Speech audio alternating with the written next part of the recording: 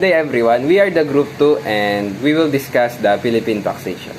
For social contract theory as the basis for taxation, the social contract theory as the basis for taxation is philosophical and political concept that suggests a connection between an individual obligation to pay taxes and their membership in a society governed by a social contract. The social contract is a hypothetical agreement among individuals to form a society and submit to its authority in exchange for protection of certain rights and benefits. In the context of taxation, the theory posits the individual by being of a society implicitly agree to contribute financially to support function of the government. This agreement is based on the idea that government established through the social contract provides essential service and protections individuals benefits from, and in return individuals contribute to the funding of this service through taxes. Theories of taxation. We have 6 theories of taxation. First is benefits of theory.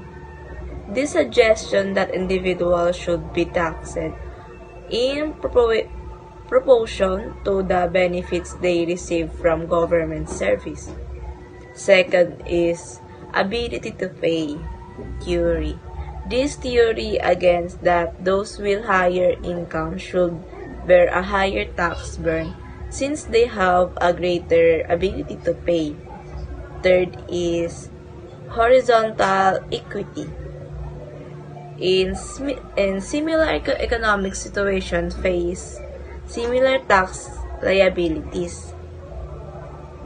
Fourth is vertical equity. This principle focuses on treating unequally with the tax burden increases for those with higher incomes. Fifth is neutrality.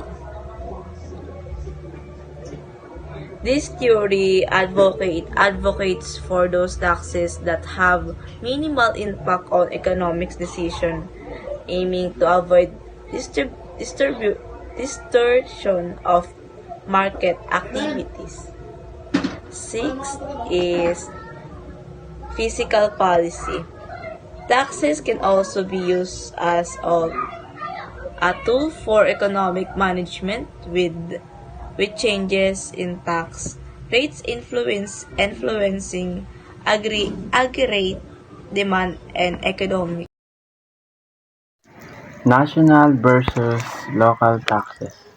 In the Philippines, national taxes are imposed by the national government and collected nationwide, example including income tax, value-added tax or VAT, and excise taxes. On the other hand, local taxes are imposed by local government units or LGUs and are collected within their jurisdiction. Examples of local taxes including real property tax and businesses taxes imposed by cities and municipalities.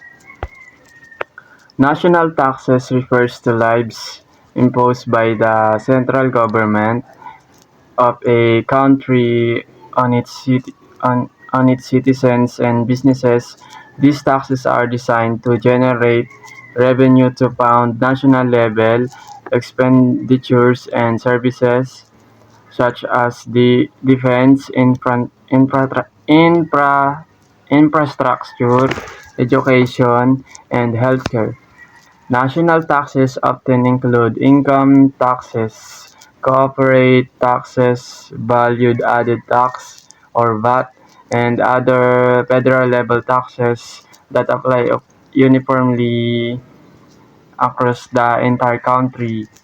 The revenue collected from national taxes contributes to financing the overall function and responsibilities of the central government. National taxes are imposed by the central government and apply to the entire country. They fund national programs, defense, and other overarching government function. Example include federal income taxes and national sales taxes. Local taxes are levies imposed by regional or municipal authorities within a specific geographic area or locality. Unlike national taxes imposed by the central government, local taxes are designed to generate revenue to support local services and infrastructure. Example of local taxes includes property taxes, local sales taxes, and other taxes specific to a particular region. The revenue generated from these local taxes is typically used to fund local schools, public safety services, road maintenance, and other community-related expenses. Local taxes allow regionally governments to raise funds independently to address the unique needs and priorities of their communities. Local taxes are levied by regional or municipal authorities within a specific locality. These taxes support local services such as schools, roads, and public safety. Examples include property taxes and local sales taxes. The primary difference lies in the level of government imposing the tax and the purposes for which the revenue is used. For the last discussion in train law, as of my last knowledge update in January 2022, the term train law commonly refers to the tax reform for acceleration and inclusion, train law in the Philippines. The train law, which was signed into law in December 2017, introduced significant changes to the Philippine tax system. Please note that developments may have occurred since my last update, and it's advisable to consult more recent sources for the latest information.